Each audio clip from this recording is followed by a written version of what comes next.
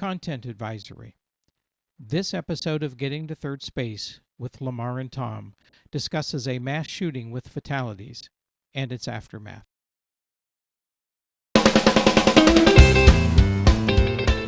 Hi, this is Lamar, and you're listening to Getting to Third Space with Lamar and Tom. A third space is a term that refers to a safe space for people to come together for respectful dialogue in a spirit of listening, sharing, and learning. In this podcast, we explore what it means to have third space conversations, and we try to model them.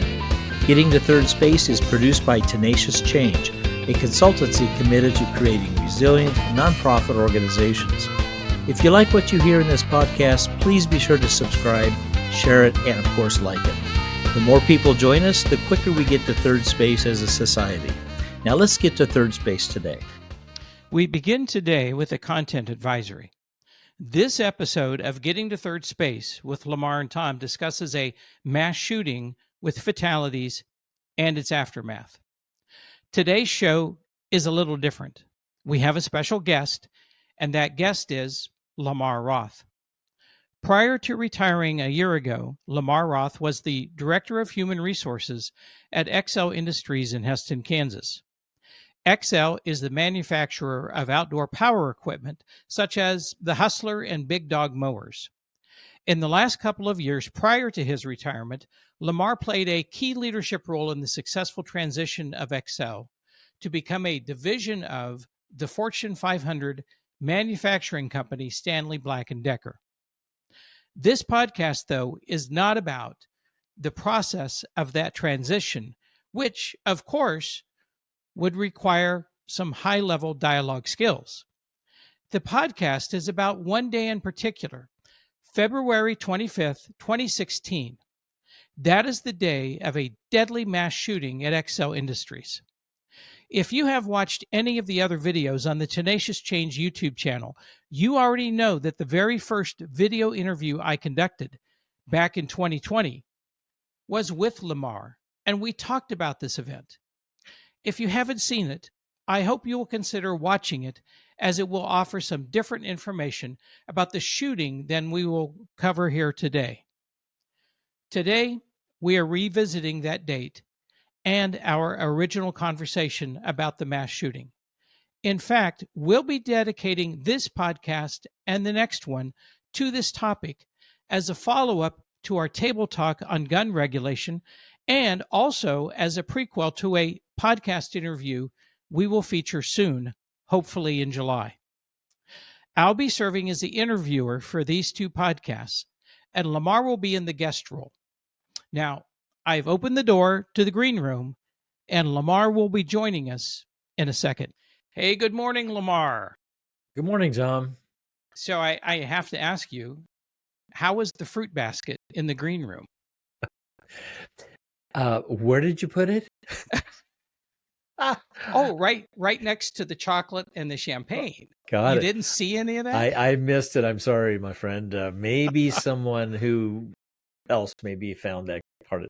Maybe found it. I didn't find it, well, but that's okay. That's so disappointing. All of our other guests said that they just love it. I just don't get it. So, yeah, I know what our budget is. So. Well, hey, it's good to see you. And so in the introduction today, I said that this wasn't part of follow-up to our table talk on gun regulation. And I hinted there's another reason, though, that we are doing this particular podcast right now. And I'm wondering if you would like to explain what else is happening that is making this conversation quite relevant for us. Yeah, about November, got a call from a journalist, a text, I guess, and said he was doing a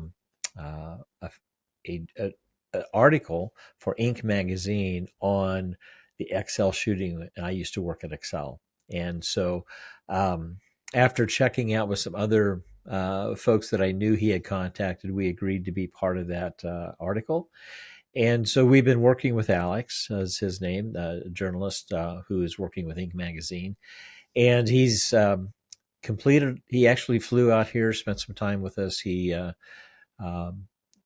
last conversation I had with Alex. The article has been submitted and waiting for publication date.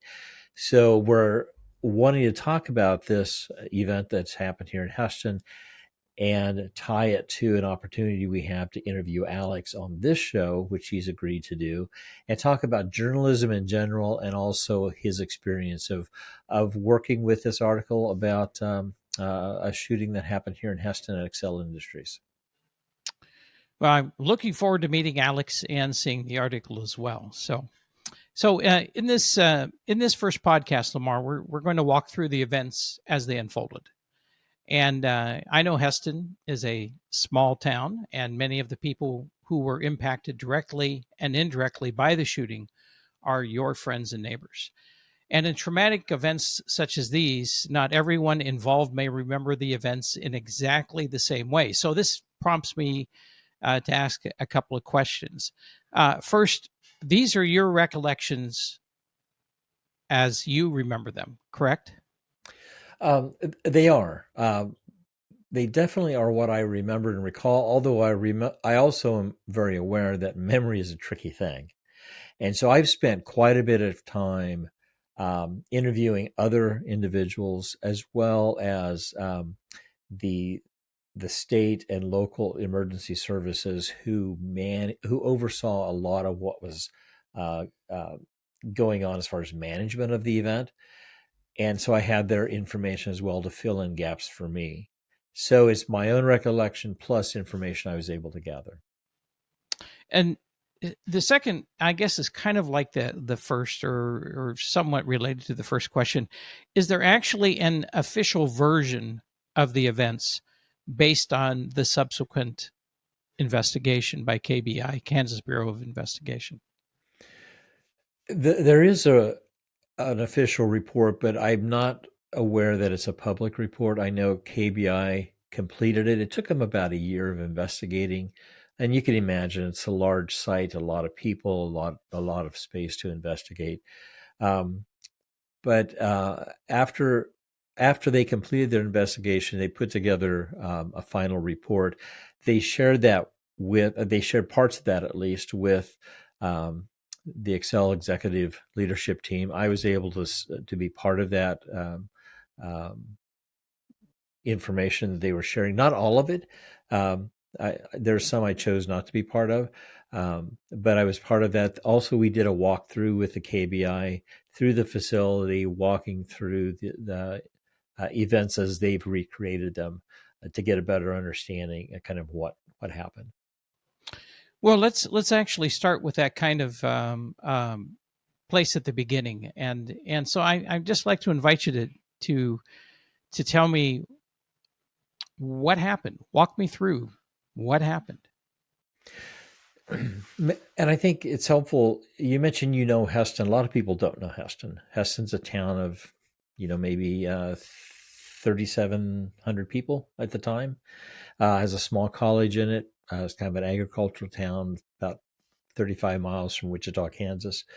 And we had a shooting at our facility at Excel Industries. Excel is one of the largest employers in the county, and we had two shifts running. We were about 900 and some people at that time, and the particular shift that this event happened, there were about 400 people there. It was second shift, and so it was the smaller of the two shifts. So one of our employees by the name of Cedric Ford was served a protection from abuse order, PFA, about 3 o'clock that afternoon. So the first part of his shift. And he was also served about a week prior to that a subpoena to go to court. So within 2 weeks, he had police were there serving him these two documents, and he left at about break time, maybe before, but he went home, which home was Newton, Kansas area, probably about 8 miles away.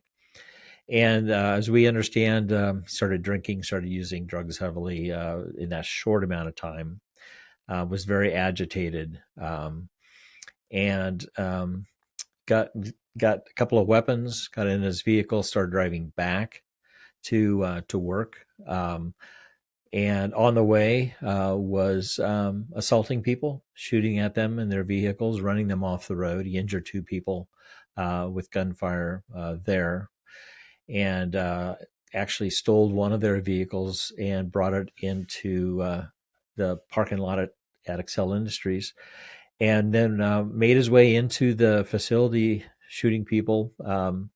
He injured 12 people at the facility and killed 3. And then before he came out of the facility back into the office area, he went from the outside into the office area and was confronted by the chief of police, where he was killed at that point by the chief. So let me ask you a couple questions about that. One is that in terms of kind of the potential trigger of all of this, is he was served papers that day? Is that correct?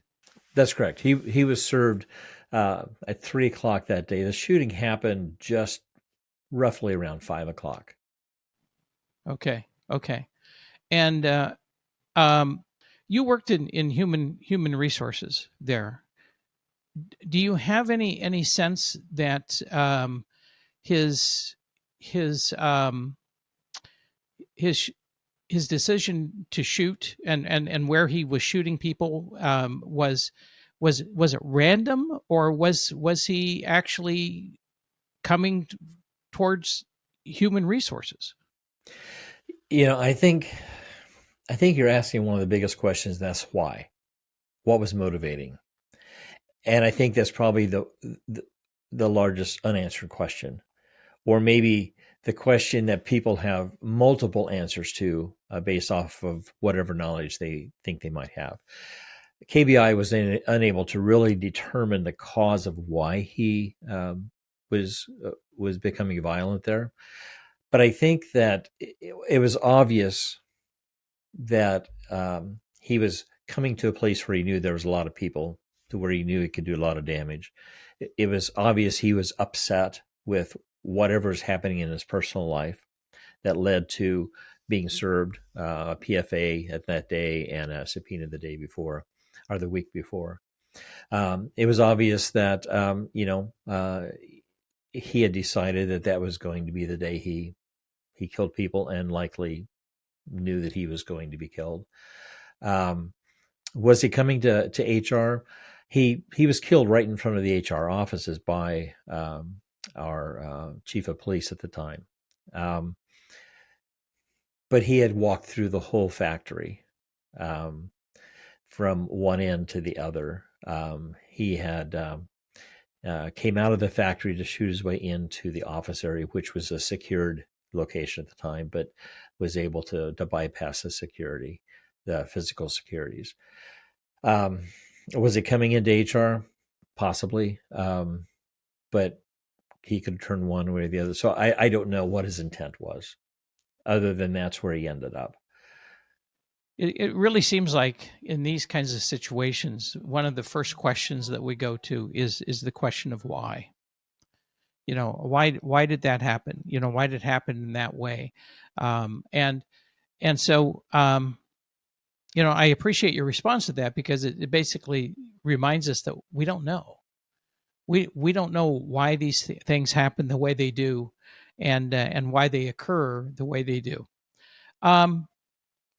So I'm trying to remember. Did you happen to say how many were wounded and how many died? Right. So there were 2 people wounded on the way from Newton to the plant. He wounded 12 people in the facility, and he killed 3 additional people, and then he himself was killed. So that day, we had 14. Well, we had 12 wounded, and we had 3 fatalities of our employees that included him. So it was a very traumatic day, obviously. And it was a very confusing day in a lot of ways, because if you can imagine everyone's vacating, right? Everyone is running, everyone's trying to get out.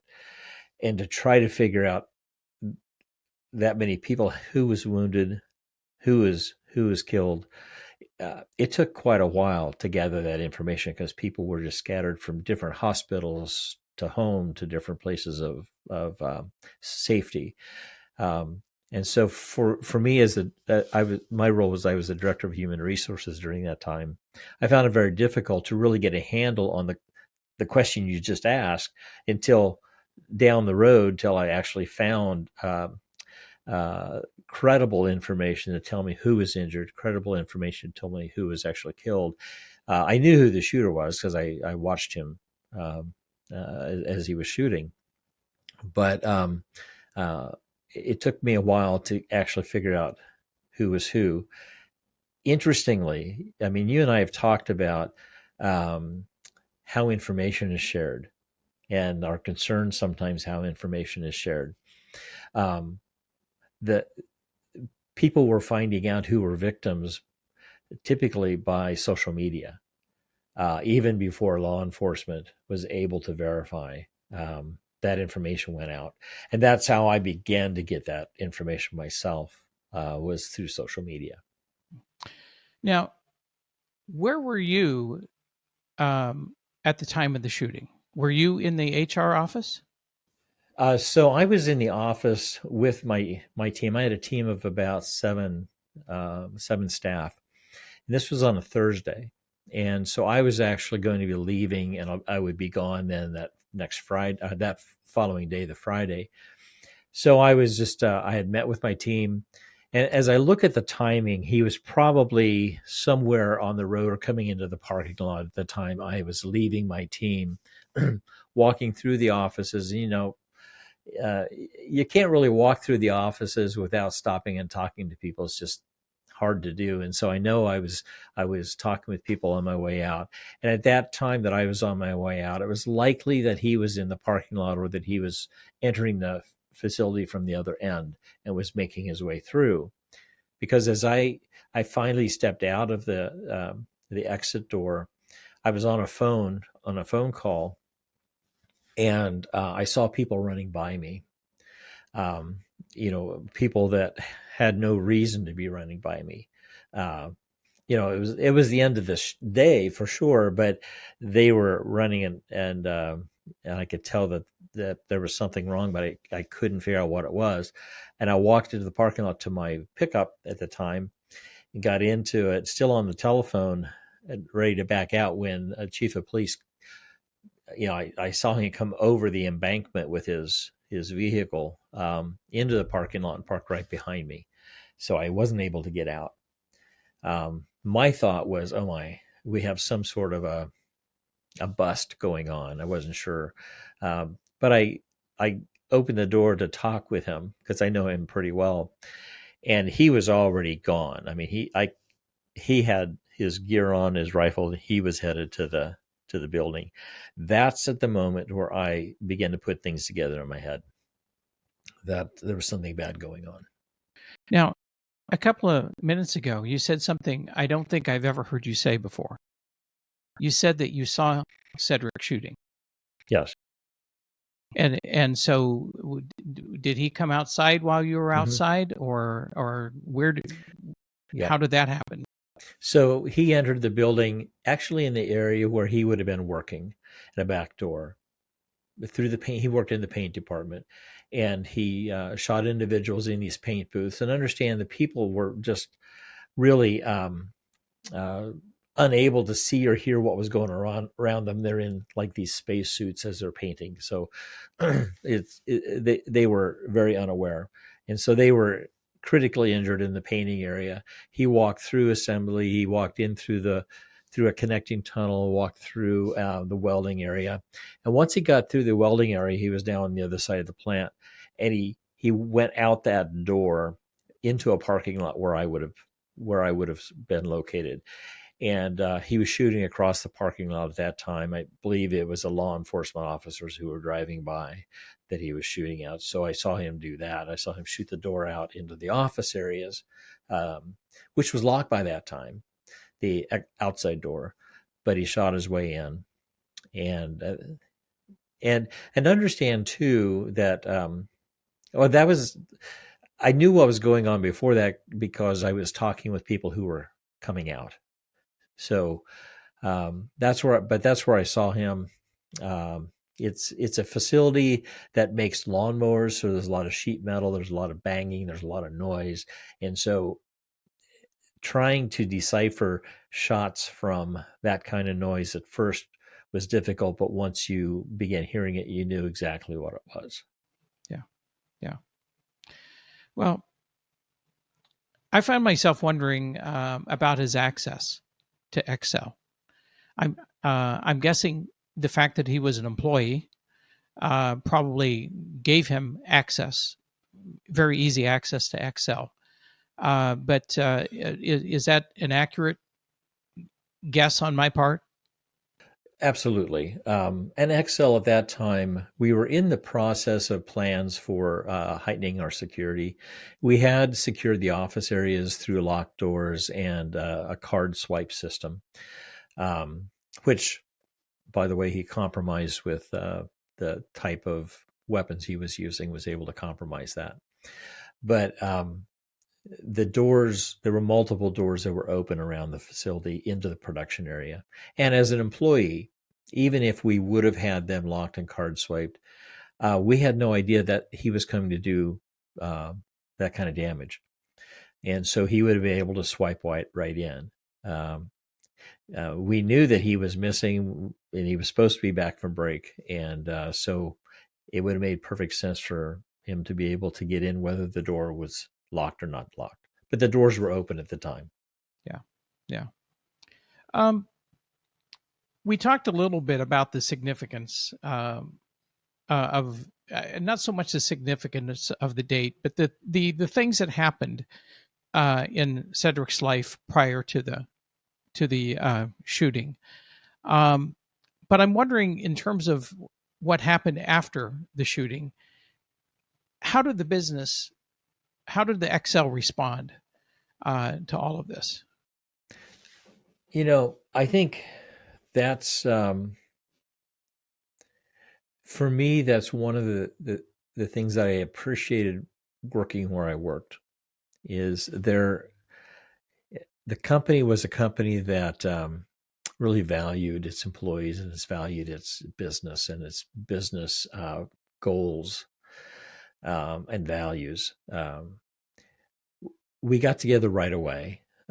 Leadership team that night, we got together just to try to, one, make sure we were all okay and we had a plan for the morning, because the facility, and now we're talking a large footprint, suddenly becomes a crime scene.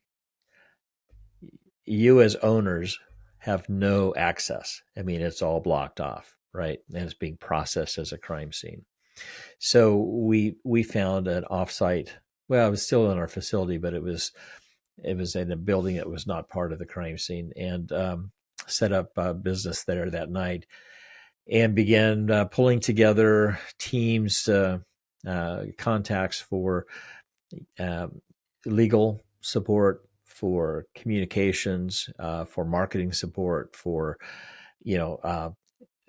someone who's been through this before, trying to get an idea what next steps need to be. I brought in my HR consultant that I had been using for a long time.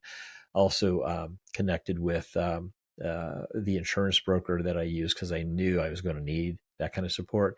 So we began building those kinds of processes that night and the next morning, which we met again.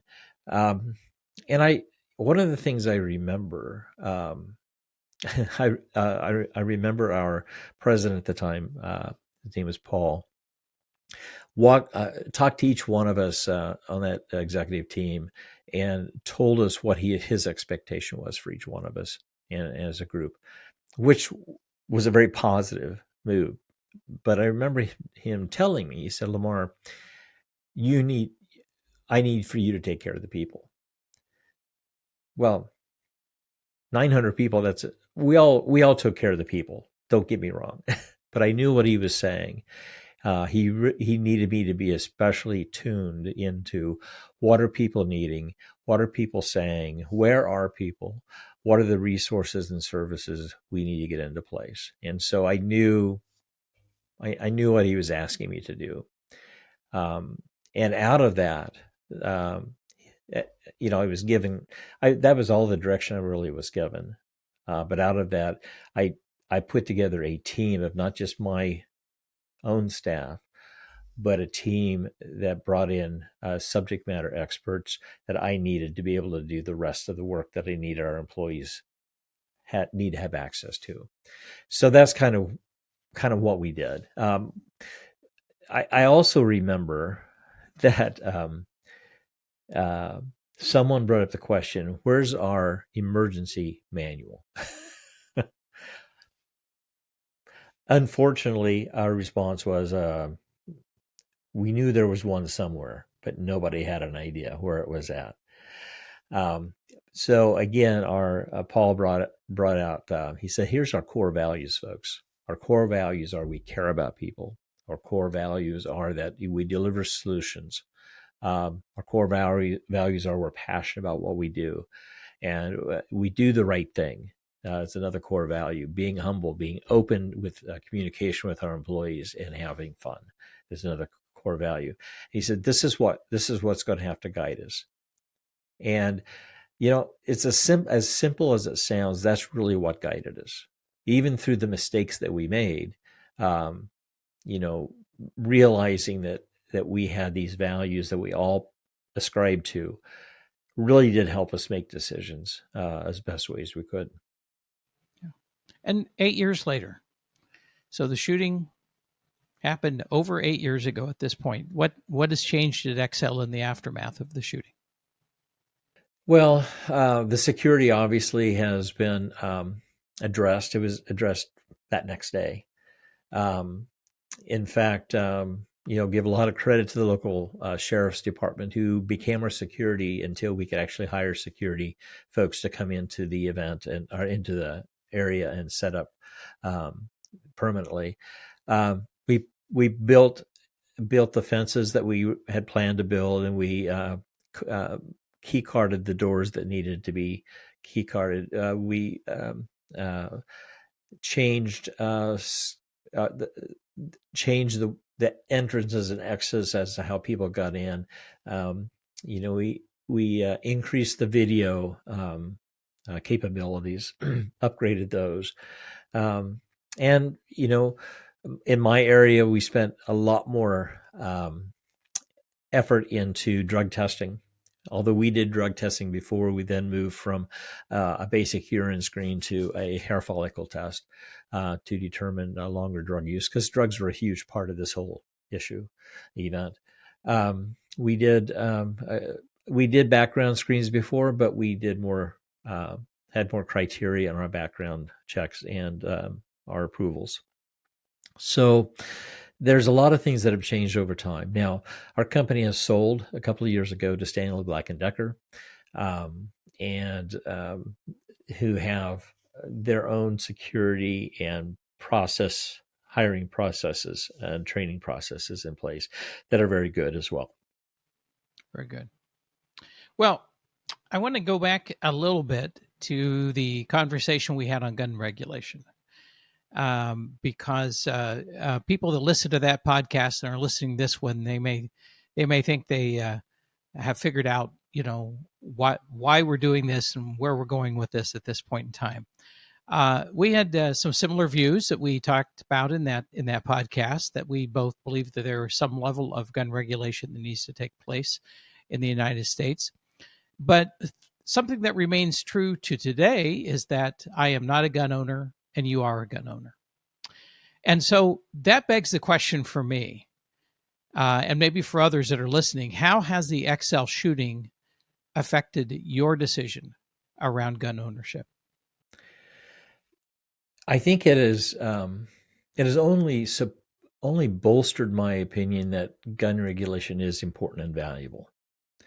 The whole access that Cedric Ford had to weapons was bypassed. The legal process was bypassed. He got the weapons illegally because he did have restrictions on being able to own guns. but he was able to get him another source. So I'm very much in the camp of we need good, honest, sensible gun regulations that can be gun ownership regulations that can be monitored and implemented, and we must implement them and use them. I am a gun owner. I've been a gun owner since I was a kid. My dad bought me my first rifle at 12. But I also own guns that are not hunting guns, but are self-protection guns. Do I, I have taken the courses that I needed to be able to, in the state of Kansas at the time anyway, be a concealed carry gun owner. I think since the incident, I probably value having that right to be able to have a weapon available if I choose to, if I feel I need to. I value that right probably more than I did before. I also am appreciative that there are those who can protect others during violent situations. I think that more than anything, and here's probably one of the things that people don't think much about I really am a supporter of, if you're going to carry a gun or have a gun that is used for protection, that not only do you know how to use the gun, but that you understand what that means to have a weapon. I value the training that I have that focused on responsible use, not being in places that are risky, being of an emotional state that you're not reactive, but you make good decisions, not doing things that cause other people to be aggressive towards you. I think that those are real general statements, but I think that makes a lot more sense to me in being a gun owner. I don't recommend people being a gun owner just to be a gun owner. There have been times where I've been, I wish maybe I would have had a firearm with me. I think I mentioned to you before, my wife and I have done in the past a lot of horseback riding. And there are times we were riding in areas where we didn't see people for 1, 2, or 3 days. And having a weapon on you was it was a choice, but it was also one that was very common that people had. And we chose to do that as well. So there are times where I think it made good sense. And we can debate this 10 ways to Sunday on various factors, from what's the best way, why should you at all, is this even a valid thing to consider? And from your background, Lamar, which we can talk about maybe in part 2 a little bit, how does this fit? And so I think the shooting itself really made me think through a lot of why I am at that point of remaining a concealed carry gun owner. Now, I was before the shooting, just to be clear. The shooting didn't lead me to that, but why I continue to be. But I also want to be really clear. I don't recommend people owning guns and carrying guns who don't have training, do not understand responsibility of doing what they're doing, and find themselves more of a liability than a help. I don't know if does that make sense? Yeah, it does. Your comments made me think of a cousin that I have, actually, that, I don't know that you would know him, but you would know the family because y'all grew up. He and his brothers went to the same high school you did. And my cousin was drafted in 1968 to go to Vietnam. And he ended up as a sniper in Vietnam. And in fact, it was kept pretty quiet. And it wasn't until around 2004, 2005 that a FOIA request was filed by a major newspaper outlet in the U.S. And they got a list of all the snipers in Vietnam. And he was interviewed along with his partner for an article about them and what they did. And my cousin is not a man of many words. He was always kind of a quiet guy. And he said something in that article that has always stayed with me. He said, "Don't ever let anybody tell you that it doesn't change you when you take another man's life." And I think that what you're talking about is really an awareness of what it means. That was your comment. You said there's a responsibility, but what does that mean? And part of that meaning is that your decision to use a gun, even to defend yourself, it has consequences for how it not only changes another person's life, perhaps takes another person's life, but it also changes your life as well. And I have often thought about that was the only direct quote that they had from him in that article. And it has just always hung out right there in my brain because it's such a powerful and impactful quote. Another question that comes to mind for me before we wrap this up for today is, how do we see this conversation about the XL shooting fitting in with our overall focus of this podcast, which is really dedicated to civil dialogue? And others may be wondering about that too. It's like, whoa, this is really quite the story that you're telling, but isn't this about civil dialogue? And, there's nothing civil about a shooting, right? So absolutely, there is nothing civil about a shooting. So I'm going to defer to you first. What's your thinking on this? How does this fit with what we try to do in this podcast? And to be honest, with those listening, we've talked about this off and on, whether this is going to fit in what we need to do on this podcast, or how's it going to fit, or when should we do it.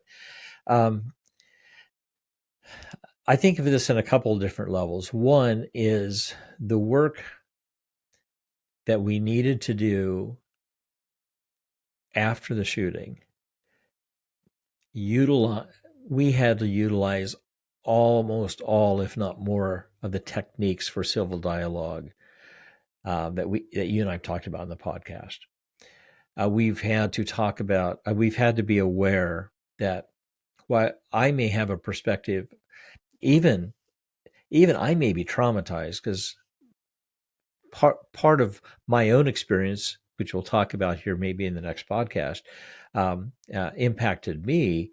I had to be able to talk logically and coherently with other people about them, because my responsibility, as Paul put it in our conversation with the leadership, was Lamar, take care of the people. Meant you have to step beyond yourself, and you have to find ways to communicate that are going to be helpful, that are going to be accurate, that are not that are perceived to be truthful and transparent. And even if I'm hearing things, and I heard many things that were inaccurate, many theories about what was happening or what happened, they seem irrational on their face, but you have to listen to people to understand what's driving their thoughts and their concerns. So I think it took a lot of those techniques that we talked about in order to just process through a situation like this. In addition to that, working with the leadership team, working with law enforcement, working with city government, working with the counseling services and the emergency services folks, everyone had their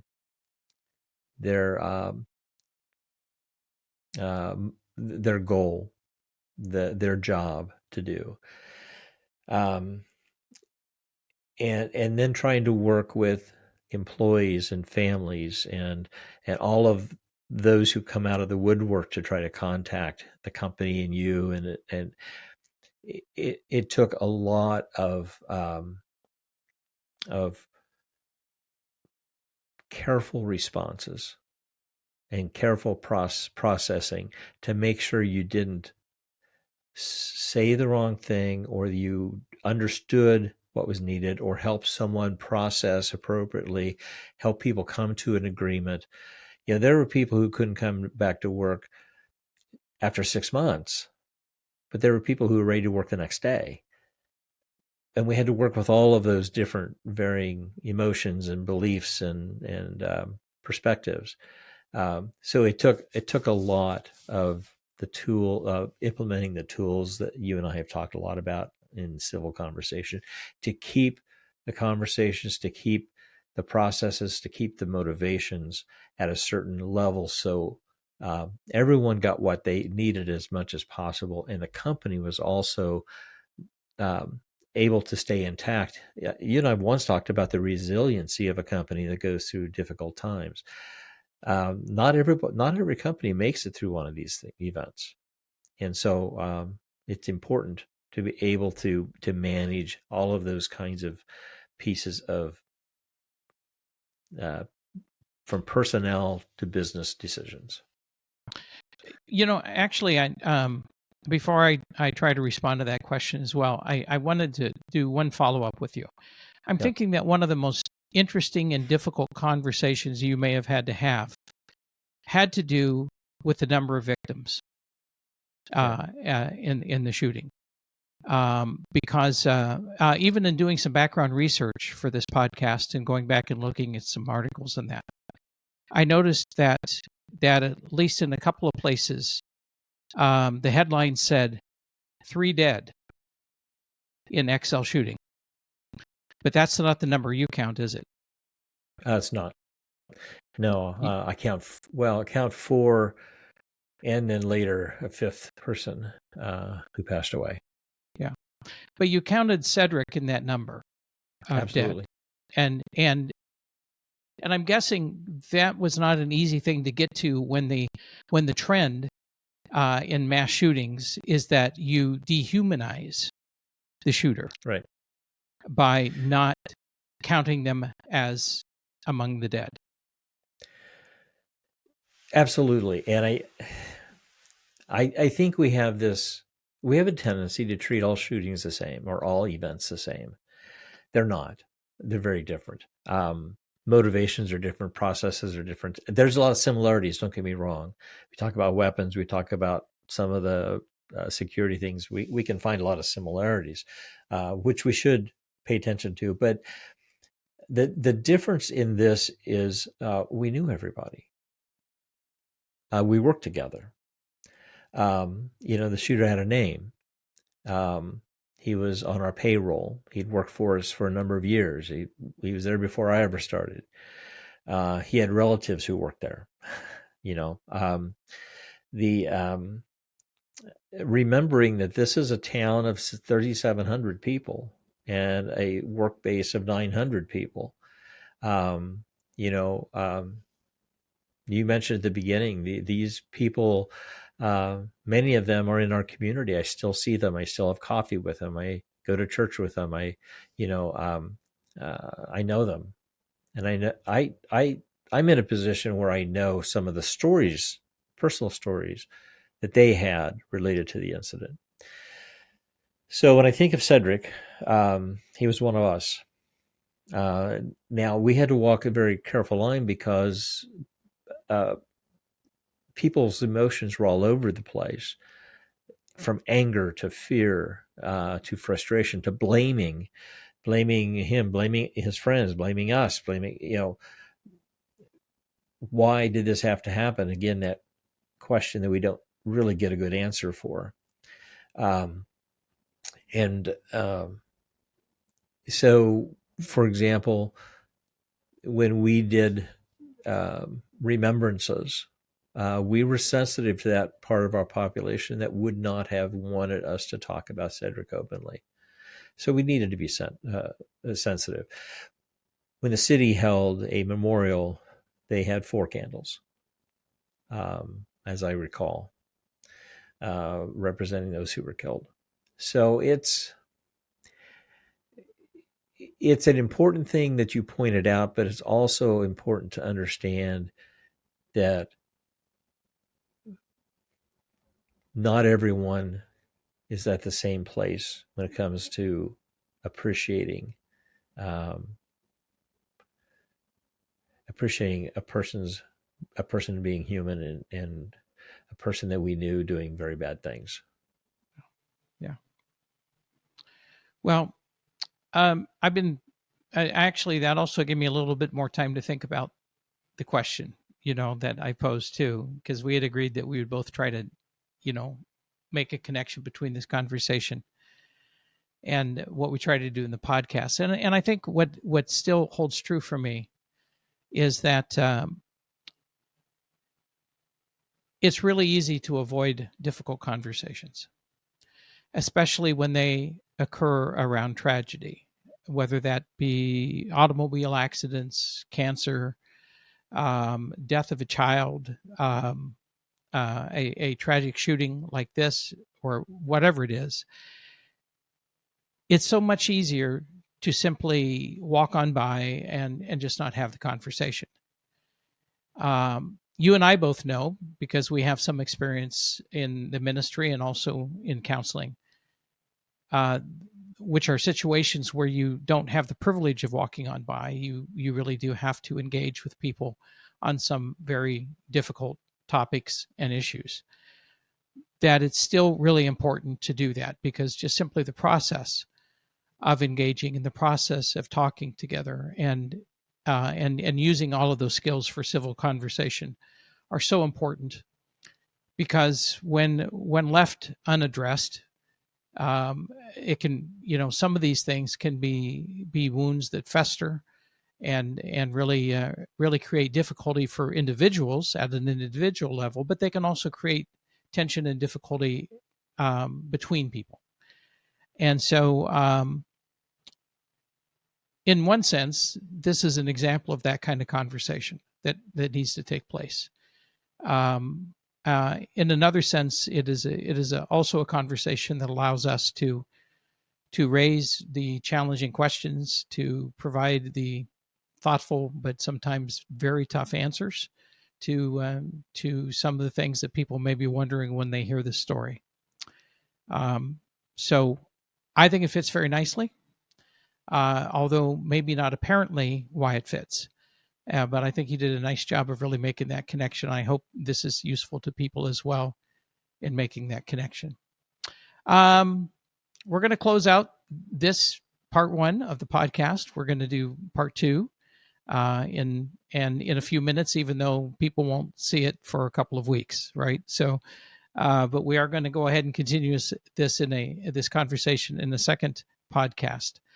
And in that next podcast, on the XL industry shooting, we're going to talk more personally about the impact that the shooting had on you, Lamar. And so I just want to say thanks for doing this today. I know this is still not an easy thing for you to talk about, and yet it is important that you do, for all the reasons that we've just been talking about. And to our listeners or viewers today, I just want to say thank you for listening or watching. We will continue this conversation with Lamar about the XL industry shooting in our next podcast. And please remember, we try to be responsive to your suggestions. However, we do need to hear from you if we're going to know what your suggestions are. So there's a couple of ways that you can be in touch. You can leave a voice message for us on Spotify. You can also make comments on YouTube, though we do hold and moderate those comments. And of course, we both have emails you can use to contact us. Mine is tom.thirdspace@gmail.com, and Lamar's is lamar.thirdspace@gmail.com. And remember, third space is spelled with the numeral 3. So, Lamar, anything else before we go? No, other than to let you know that in our previous podcast, we talked about tumbleweeds. Yeah. Oh, tumbleweeds. Yes. Yeah. Oh, you And I got had a in trouble, conversation didn't with my you? friend. I Yeah. did get in a little bit of trouble. Uh, Not really, but I got a friend gave me. He said I was listening to the podcast and I was so much agreeing with what you guys were talking about. Then you said something and I totally disagreed with.